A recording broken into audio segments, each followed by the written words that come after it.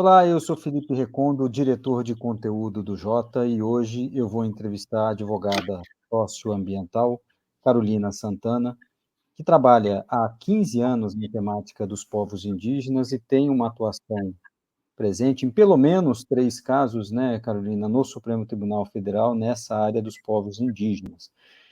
E hoje a gente vai falar sobre o acordo que foi firmado agora em setembro no Supremo Tribunal Federal em torno da terra Yanderu-Marangatu, no Mato Grosso do Sul. Um acordo que foi muito celebrado pelo tribunal, especialmente pelo ministro Gilmar Mendes, que está às voltas também na negociação em torno do marco temporal, assunto que foi julgado no Supremo, que teve reação do Congresso Nacional, e o ministro Gilmar Mendes tenta ali alguma conciliação sob muitas críticas, protestos inclusive dos povos indígenas, mas essa é uma outra novela. Carolina Santana, queria te ouvir sobre este acordo. A gente, inclusive, está falando sobre esse tema há algumas semanas, demoramos para marcar a nossa entrevista, mas eu acho que é extremamente relevante voltar a esse tema, porque o Supremo celebrou, obviamente, esse acordo. E nós conversando, você também mencionou que o acordo tem pontos positivos, mas eu queria que você os pontuasse, esses aspectos positivos, para depois a gente falar também de algumas cautelas que esse acordo pode deixar, na nossa visão pela frente, para essa temática dos povos indígenas. E obrigado desde já pela tua entrevista. Obrigada, Felipe. Eu que agradeço o convite para estar aqui. Adoro o Jota. Sou uma leitora, uma escritora no Jota, então é sempre um prazer estar aqui e conversar com vocês. Esse acordo, ele é um acordo tão histórico quanto polêmico, né? Ele tem opiniões de diversas naturezas. Eu acho que dentro dos meus pares, dos meus parceiros socioambientais, indigenistas, enfim, há uma crítica grande ao acordo por conta da não observância. Obviamente, o acordo só é possível se você não observar o texto constitucional, né? Então, essa é uma grande questão. Mas eu vejo esse acordo nessa circunstância, nesse local, com esse povo, como algo muito positivo para todas as partes, né? Eu vivi na região por 9 meses, não ali em Antônio João, na terra indígena em Yanderu-Marangatu, embora eu conheça, mas em outra terra indígena que teve a portaria declaratória anulada, inclusive pelo STF, que é a terra indígena Guirarocá, mais próxima ali de Dourados. Então, eu fiquei nessa região por 9 meses fazendo meu trabalho de campo do doutorado. E é uma região extremamente violenta, uma região que a violência acaba tendo aspectos sociais, né, que são agravados. Então, não só a violência pela terra, mas o que decorre da violência pela terra. Então, você tem uma região com altos índices de violência contra a mulher, violência doméstica contra a mulher indígena. Você tem uma região com processos intensos de alcoolização. Então, de fato, é uma região que precisa de um olhar específico e diferenciado, né? Então, eu acho que para esta terra indígena, o acordo foi muito bom, não diria só para essa terra indígena, eu diria para essa região do país.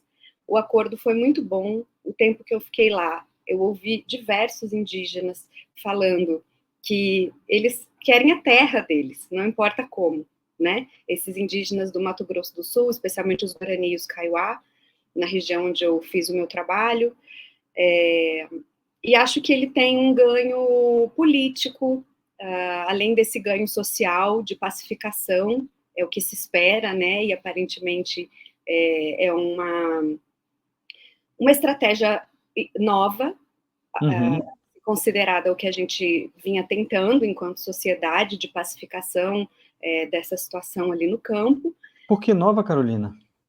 Nova porque se insistia nos relatórios circunstanciados de identificação e delimitação, que vem em obediência ao artigo 231, e segundo o qual você não tem o pagamento pela terra nua. que é uma grande discussão, né, dos proprietários de boa-fé. Então, Uhum. existem... Algo que ficou definido agora só no marco temporal, né, no julgamento do marco temporal recente, com a Exato. possibilidade do pagamento, né, porque antes, inclusive no tempo da demarcação dessa terra, não se previa isso, né, nem a jurisprudência, nem a Constituição, não previa pagamento, né, mas foi a saída, aparentemente, que o Supremo encontrou, sob a relatoria do ministro Gilmar, para fazer esse acordo. Foi isso, né? E eu me lembro, estou vendo aqui, inclusive na matéria do Supremo, 27,8 milhões seriam pagos aos proprietários por conta das terras e benfeitorias, algo que na época não estava previsto, né? Isso foi no RE, né? Salvo engano, no voto do ministro Zanin. Então, o RE de relatoria do ministro Fachin, e ali, então, foi trazida essa ponderação do pagamento pela terra nua. Há uma crítica imensa, né, dos indigenistas, porque você viola diretamente o direito originário que está na Constituição, né? Então, o direito é originário, essas terras são originalmente dos indígenas, você estaria pagando a terra para quem ocupou, né? Seja de boa fé, acredito que de má fé não vai entrar, esse voto ainda precisa de muito desdobramento até ser efetivo, né? Mas assim se espera. Então, ele é novo, esse acordo, ele traz a novidade no sentido de dar um passo a mais, que a gente ainda vai observar se ele vai funcionar ou não, né? Aparentemente sim, até porque os pagamentos são 12 propriedades, se eu não me engano, ali em Anderu Marangatu, eles foram aceitos e satisfatórios, né, pelos proprietários. Houve uma tentativa, há muito tempo atrás, não tanto tempo, na época que o José Eduardo Cardoso era ministro da Justiça, e ali no Mato Grosso do Sul também, numa terra indígena do povo Terena, terra Buriti, houve essa tentativa também de um acordo, avançou bastante, mas ao final teve uma discordância quanto aos valores do pagamento pela terra. Mas foi um acordo que quase aconteceu naquela época também, mas no âmbito não do judiciário, mas do executivo. Agora, Carolina, uma objeção que eu ouvi em relação a esse acordo foi o pagamento pela terra, como você agora mencionou, inclusive, né? Primeiro, não está previsto, não estava previsto à época, e, nesse caso, poderia premiar quem invadiu essas terras. Afinal de contas, houve a demarcação, e esse processo, nós estamos falando de um processo de demarcação de 2005, não é isso? Então, teríamos pelo menos 19 anos em que isso se arrastou, com o processo esperando decisão do Supremo, e aí se diz o seguinte, bom, para os proprietários de terra, ou para quem estava na área, acaba sendo muito positivo ter esse pagamento. Independentemente, né, nós estamos falando aqui, evidentemente, né, que o acordo é positivo, mas na pergunta eu já falei, né, mas algumas cautelas têm que ficar.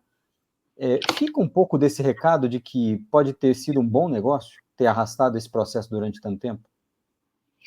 Eu acho que precisa de uma atenção grande para os acordos, porque é muito injusto você propor um acordo para pessoas que ficaram tanto tempo diante de conflitos que resultaram em assassinatos, né? Inclusive, tem um caso, né? O indígena que é símbolo assim no Brasil da resistência pela terra, que é o Marçal de Souza, que foi assassinado em 83. Então, tem a minha idade esse assassinato. Aliás, amanhã completa 41 anos do assassinato do Marçal de Souza, e ele foi assassinado em Nhanderu, Marangatu. Então, a gente está falando de 2005, processo, né, o questionamento judicial, mas a gente tem registrado pelo menos 40 anos, né, de registro efetivo desse conflito, e obviamente que ele é muito mais antigo, né? Agora, eu acho que é sempre importante fazer a distinção entre benfeitorias de boa-fé, né, ocupantes de boa-fé e ocupantes de má-fé. Esse caso, pelo que eu li no acordo, os proprietários todos estavam na lista de ocupantes de boa-fé da FUNAI, né? Então, são proprietários que receberam títulos do Estado. Essa região ali, ela tem assim como outras no Brasil, teve esse incentivo à colonização, né? Sim, então, é sim. muito importante essa atenção nos acordos, para que você não beneficie de fato quem invadiu uma terra de má fé, porque isso é muito diferente, eu vejo assim, pelo menos. Sei que há posições contrárias, mas eu acho que é extremamente diferente a comparar uma pessoa que entra numa terra sabendo que ela está sendo demarcada, que está em processo, ou que ela é uma terra onde há indígenas, e outra coisa são colonos que são trazidos de outros locais com incentivo do Estado e recebem titulações pelo Estado. Né? Acho que isso precisa ser sempre levado em conta e ponderado. Esse acordo, ele aparentemente, eu suspeito que ele tenha seguido algumas regras que são colocadas pela Corte Interamericana de Direitos Humanos para aquisição de áreas alternativas, quando não é possível demarcar. Embora nesse acordo não tenham sido áreas alternativas, é a aquisição da própria área que os indígenas demandam. Carolina, eu ia até te perguntar sobre isso, e você explicar um pouquinho melhor, assim, mais detidamente, o que previsto pela Corte Interamericana de Direitos Humanos para essas excepcionalidades, né? Até acho que no RE, inclusive durante o julgamento, foi falado, né, por alguns ministros, não sei se o próprio ministro Gilmar Mendes, de algumas áreas de terras indígenas em que hoje já estão instalados municípios, hospitais, prefeituras, e falando, olha, aí tem que se adquirir uma outra terra para destinar aos povos indígenas. O que previsto na Corte Interamericana é isso? Mais ou menos. Eu acho que é importante ter sempre em mente que o que é previsto foi previsto num caso em que o Estado brasileiro foi condenado, que é o caso do povo Chucuru versus Estado brasileiro. E, nesse caso, essa aquisição de áreas alternativas é uma grande excepcionalidade. Né? Então, a constante na Corte Interamericana de Direitos Humanos é a garantia das terras tradicionais.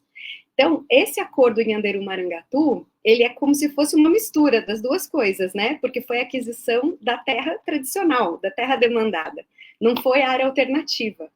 Então, mas eu sinto que eles seguiram as regras que estão colocadas no julgamento do caso Chucuru, porque teve uma ampla participação dos povos indígenas ali da região. O acordo ele foi público, né? Então tinha mais de 200 pessoas assistindo à reunião. Você se prezou, então, pela qualidade das terras, porque já eram as terras que os indígenas demandavam, e tudo mais. Então, eu acho que até porque o ministro menciona, salvo engano, na ADC 87, que é aqui uma das ações que começa a tramitar junto e resulta na mesa de conciliação, ele menciona esse caso. Né? Mas ele precisa ser mencionado, e eu acho que isso o ministro não faz, como algo excepcional. É claro que ele está voltado, o ministro Gilmar está voltado para as conciliações, né? Acho que é isso que ele quer tentar. Mas não se pode fazer conciliações em acordos para todos os casos, né? Eu acho que existe a Constituição, ela está aí para ser cumprida, e eu acho que uma coisa muito importante que está na decisão da Corte Interamericana de Direitos Humanos é que essas aquisições, sejam das terras alternativas, e aí agora sou eu que estou dizendo, ou das próprias terras, como foi feito aqui no Brasil, elas precisam de uma comprovação de motivos objetivos e fundamentados. Essa é uma expressão que está na decisão do caso Chucuru e que ela é muito importante. Esse acordo, ele não traz isso claro, né? Embora ele seja bom para todas as partes, a gente não tem ali uma exposição de motivos objetivos e fundamentados de por que não é possível demarcar. E isso é uma textura bem aberta, né, ali dessa decisão. Pois é, Carolina, você acha que isso pode abrir precedentes para outros casos? Porque, claro, pagando ainda mais um volume desse financeiro, via crédito extraordinário, que também foi uma excepcionalidade aberta nesse caso, né? Mas não é um facilitador para acordos, me parece, né, o pagamento disso, mas não parece ser fora dos parâmetros definidos pelo próprio Supremo. É aquilo, né? Acho que o ministro, como você bem disse, num cálculo realístico, ele pensou, se eu fizer isso, eu fecho um acordo, e conseguiu. Mas não vai abrir precedente para que outros fazendeiros peçam a mesma coisa, disputem a mesma coisa? Na verdade, abre precedente não só para os fazendeiros, mas também para os indígenas, né? Ou seja, então você não vai mais demarcar, eu vou entrar numa terra, vou ocupar e esperar o acordo vir. Então, eu acho que os fazendeiros têm que estar atentos a isso, né? O Supremo tem que estar atento a isso, porque o processo de demarcação ele faz uma análise técnica e política dessa Uhum. demarcação. Então, não basta só a gente pensar em termos da viabilidade, se vai ter o dinheiro para pagar ou não, porque o processo demarcatório ele foi pensado ao longo de muitas constituições, né? Ele não é algo que foi inventado em 88, ele foi sendo aprimorado ao longo das nossas constituições. Então, eu acho que isso é muito importante, pode sim abrir precedentes, então, por isso que eu acho que ele tem que ser olhado como uma imensa excepcionalidade, tal qual é a excepcionalidade do Mato Grosso do Sul, da violência absurda que existe no Mato Grosso do Sul. Então, de fato, ele tem que ser um precedente para casos extremamente excepcionais. E engraçado que você comentou assim, o ministro estava focando no acordo e conseguiu, né?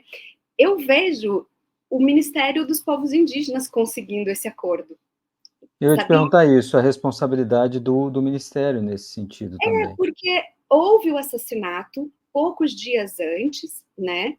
Mais um assassinato, tanto é que dentro do acordo, tá? Eu quero mencionar o nome aqui do indígena que foi assassinado. Dentro do acordo houve a possibilidade da entrada para o sepultamento, né? Então essa foi uma das coisas que entrou no acordo. Deixa eu. Eu menciono isso do ministro Gilmar, e a gente vai avançar nisso depois, Carolina, porque acho que a gente depois tem que ver o quadro mais amplo também do acordo em torno do marco temporal, né? Uhum, E esse acordo, mesmo que excepcional, como você está mencionando, né, ele vem nessa esteira, né? Vem na esteira desse acordo maior e da disputa política em torno do marco temporal das terras indígenas, né? sim, ele vem nesse esteio, né? E eu acho que essa. Por que eu acho que foi o Ministério dos Povos Indígenas? Porque logo depois de mais um assassinato ocorrido ali, a ministra foi despachar com o ministro Gilmar. Uhum. E foi o Ministério que propôs o acordo, né? Então, a iniciativa ela foi do Ministério dos Povos Indígenas, e eu acredito que essa grande habilidade política do Ministério dos Povos Indígenas, ela contribui para que isso tenha acontecido, porque, como você mesmo falou, o processo é de 2005, né? Ele está distribuído para o ministro, era com o ministro César Peluso, foi distribuído em 2010 para o ministro Gilmar. Então, eu vejo que a grande diferença, né, o grande diferencial e o trunfo para acontecer esse acordo, não só pelo Ministério dos Povos Indígenas, mas com a AGU também, o ministro Messias participou, foi uma iniciativa do governo. Eu vejo o governo conseguindo esse acordo, sabe? Acho que até, inclusive, no acordo tem uma menção da própria, do próprio Ministério, da Procuradoria do Ministério, dizendo que não concordava necessariamente com o pagamento, mas que não faria objeção para que o acordo saísse. E aí Exatamente. fica um pouco esse alerta e os casos futuros, será que vão ser todos iguais? Mesmo falando, obviamente, das ocupações de boa-fé, o próprio Supremo, no caso do marco temporal, ou no julgamento do RE, que foi julgado junto do marco temporal, também se falava disso, né? Obviamente, ocupações de boa-fé. Mas a gente ficou, e a nossa entrevista é por isso, né, Carolina? Que consequências laterais podem gerar esse acordo, muito celebrado, Uhum. mas essa parte da indenização me chamou um pouco a atenção, que é como você disse, pode gerar aí um incentivo lado a lado até para o conflito, né? Até para o conflito, sim, com certeza. No item 3, né, do acordo, estava vendo aqui, a União deixa muito claro isso, que ela não concorda. Exatamente. Porque é justamente não concorda, mas vai pagar, porque viu um benefício para esse caso e uma pacificação esse caso, né, uma possibilidade. Eu não estou dizendo que vai acontecer essa pacificação, nem que não vai, estou dizendo que é um caso novo, que a gente nunca viu, e que a gente agora está experimentando, e eu espero que seja um experimento para situações de conflito extremo, né? E que os próximos, se acontecerem, não demorem tanto tempo, porque você propor um acordo para pessoas que estão em condições subhumanas, quase, é muito injusto, né? Você não tem uma equivalência ali, né, da vontade dessas pessoas. Então, deixa de ser tão autônoma essa vontade para fazer o acordo. Por sinal, Carolina, só para falar de autonomia, para pegar esse gancho, me perdoe a interrupção, eu queria falar do acordo em torno de marco temporal, do marco temporal, ou da tentativa de conciliação em torno do marco temporal, porque o ministro Gilmar também está tocando essa tentativa, e nós vimos representantes dos povos indígenas deixando a mesa de conciliação e o ministro indicando ou convocando outros representantes. Eu queria te ouvir sobre esse processo. Como é que você avalia o andamento desse processo de tentativa de conciliação em torno do marco temporal? Eu acho que tem 3 coisas que estão caminhando juntas, assim, atualmente, que houve esse do Nhanderu Marangatu, que deu um start para o que pode vir a acontecer dentro da mesa de conciliação, nessa tramitação conjunta aí da ADC, ADI, ADO. Então, eu acredito que mais acordos vão ser propostos ali, e não só com relação à regularização fundiária e pacificação dessas áreas, e o grande problema vai ser olhar para essas indenizações, né? Quem vai indenizar, como vai indenizar. Me preocupou demais um dia que em uma das reuniões, acho que a primeira logo após a articulação dos povos indígenas do Brasil se retirar, houve uma apresentação de crédito de carbono, né? E eu acho que existe uma conjunção de forças aí que estão colocadas, e o crédito de carbono ele tem que ser colocado nessa equação, né? Não é à toa que cada vez mais as terras indígenas estão... quem era contra as terras indígenas começa a entrar numa onda de manter as terras de pé, de preservar as terras indígenas. Já vista movimentos de estados fazendo seus mercados jurisdicionais de carbono. Então, eu acho que há conciliações que vão ser postas nessa mesa de conciliação, acho que vão trazer o carbono como uma possibilidade, a venda de carbono como uma possibilidade de pagamento pelas terras nuas, o que eu acho complexo, mas eu acho que isso vai aparecer, porque senão já não teriam feito uma apresentação ali de crédito de carbono. Então eu vejo isso como um indicativo. E aí os indígenas é que vão avaliar, né? Eu, à primeira vista, acho estranho eu utilizar o crédito do carbono que existe na minha terra para comprar de quem invadiu essa minha terra, né? Mas, enfim, as negociações vão ser colocadas ali na mesa. Acho que teve uma decisão, sim, importante de sair da articulação dos povos indígenas do Brasil, e logo em seguida o ministro Gilmar determinou ao Ministério dos Povos Indígenas que indicasse novas pessoas, né, para participar, Exato. Não para substituir. Então a ministra tem dito, falou isso quando foi lá, que esses representantes, que são todos de governo, são indígenas que estão no governo, não substituem a PIB. Então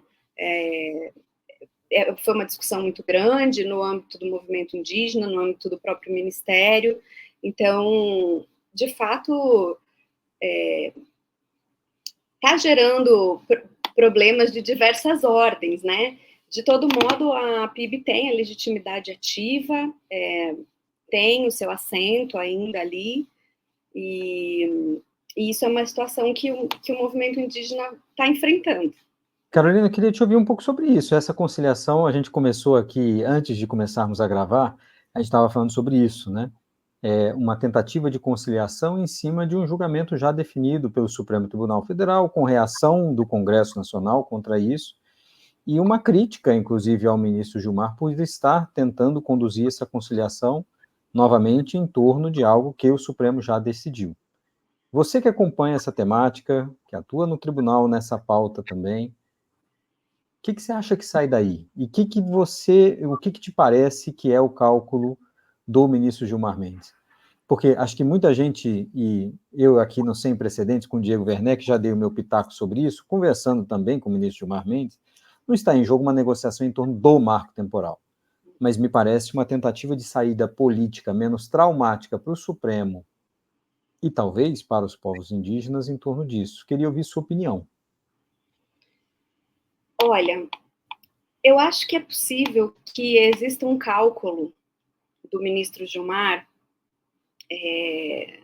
diante de tudo que está posto hoje na República, né, na discussão dos problemas que existem hoje no Brasil, né? Então, eu acho que esse problema, que é, inclusive, colocado por nós, não indígenas, como um problema, né, que é o do marco temporal e tudo mais, então, ele está, como eu disse, relacionado com muitas outras coisas. E eu acho que esse é o cálculo do ministro Gilmar.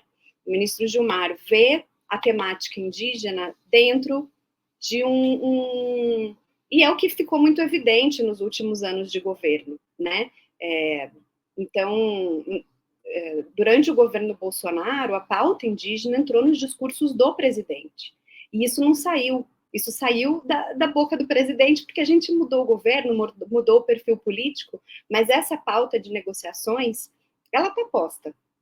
E eu acho que tem um cálculo que está sendo feito pelo ministro Gilmar, que é do possível.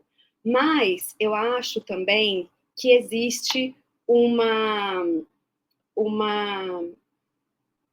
condução ali da mesa de conciliação que poderia ser mais voltada de fato para a mediação. Eu acho que as mediações precisam ter profissionais da mediação, né?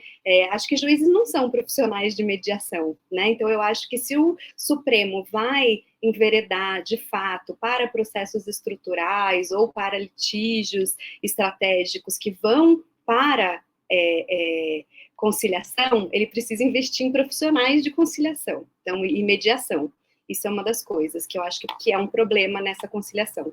A outra coisa que eu acho que é um problema nessa conciliação é a continuidade dela sem a presença dos legitimados, né, que inclusive tiveram a sua legitimidade ativa na ADPF 709, reafirmada na ADPF 991, e eu tenho grandes suspeitas de que isso aconteceria se fosse qualquer outro dos legitimados que estão no texto constitucional, né? Então, por exemplo, a OAB. Se fosse a OAB ali, os representantes da OAB se retirassem. Eu tenho dúvida se o ministro Gilmar seguiria falando, olha, não existe legitimidade exclusiva, que venham outras organizações de advogados representar. Então, eu acho que também a gente está falando de uma força simbólica de quem está ali nessa mesa. E aí eu queria te fazer uma última pergunta, Carolina, que é exatamente sobre isso. Como afeta a confiança dos povos indígenas, sabendo, inclusive, da necessidade, né, de que sejam escolhidas as lideranças para fazer esse tipo de negociação, né? Mas como afeta a confiança dos povos indígenas se uma conciliação é levada a efeito ou adiante nesses termos? Você acha que isso pode afetar novas conciliações? Olha, eu acho que esse é um cálculo.